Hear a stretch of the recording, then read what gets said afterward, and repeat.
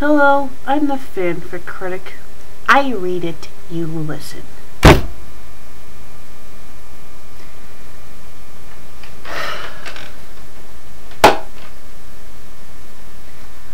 Why is it that whenever I go into the Doug section of fanfiction.net that I always find a Doug fanfic that is just bad?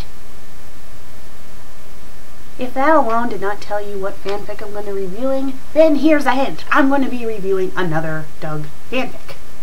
This will be my third Doug fanfic that I reviewed. Now, I realize that I've reviewed 3 Sweeney Todd fanfics and 3 SpongeBob SquarePants fanfics.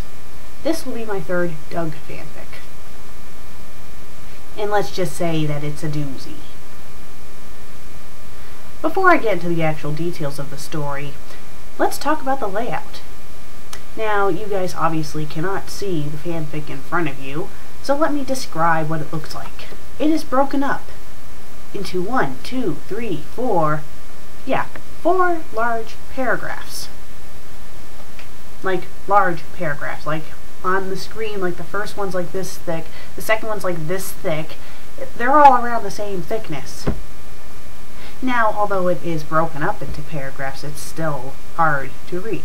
You want to know why? Because they have all of the words, all of the spoken sentences crammed together, compressed.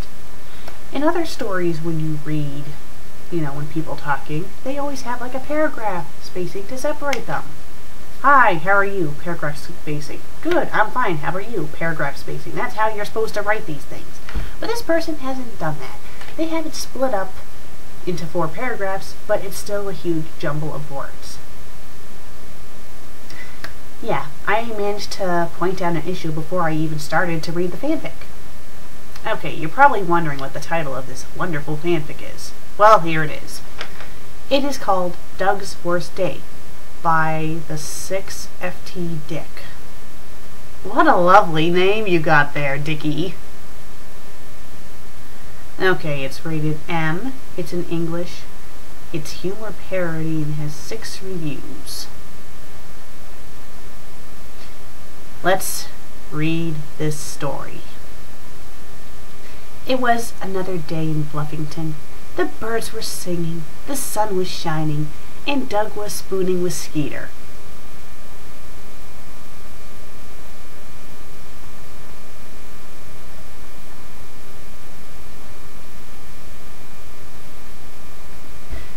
Oh, Skeeter, that was such a magical night, Doug said. Skeeter turned over and said, Oh, yeah, we need to do that again sometime. Suddenly, Doug's mom knocked on the door. She yelled, Douglas, get the fuck up, it's 6:30.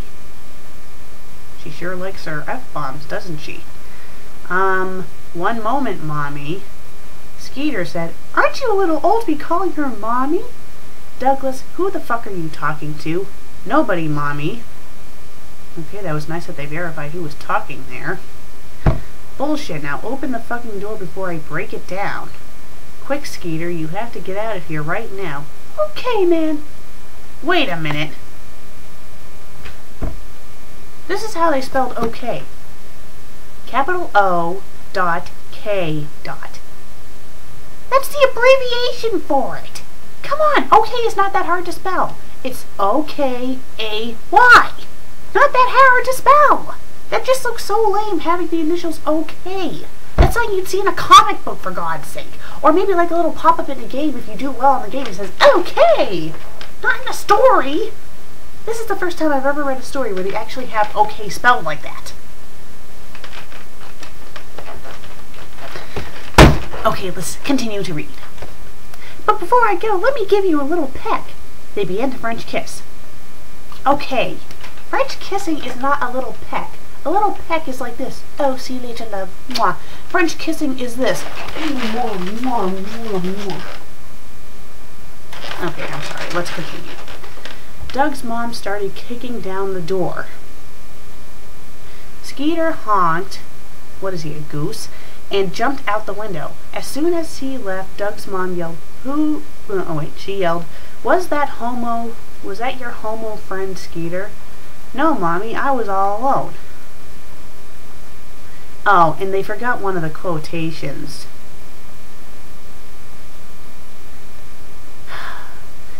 Doug then got out of bed and opened his door. His mom said, "What the hell were you doing last night?" Nothing, Mom. Horse shit.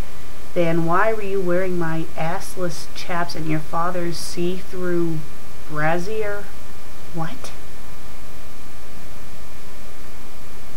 Oh, okay, whatever. Oh, this is my costume for Halloween, Doug said, but it's fucking January. Well, I'm starting early so we don't have to go shopping at the last minute. Well, get the fuck downstairs and eat your breakfast, Jesus Christ. Yes, ma'am. What the fuck did you say, you little shit? I said yes, sir. That's what I thought you said. Well, that made no sense. I mean, why was she offended that he said yes, ma'am? So she doesn't like being called yes, ma'am, but she prefers being called yes, sir. No, wait, in the military, I think that they call women commanders sir as well, but as far as I know, Doug's mother is not a military person. Well, that was the end of paragraph 1, so let's begin to read paragraph 2. Doug went downstairs and saw the rest of his family eating breakfast. Look sharp, Douglas, his father said before he started to whistle at him.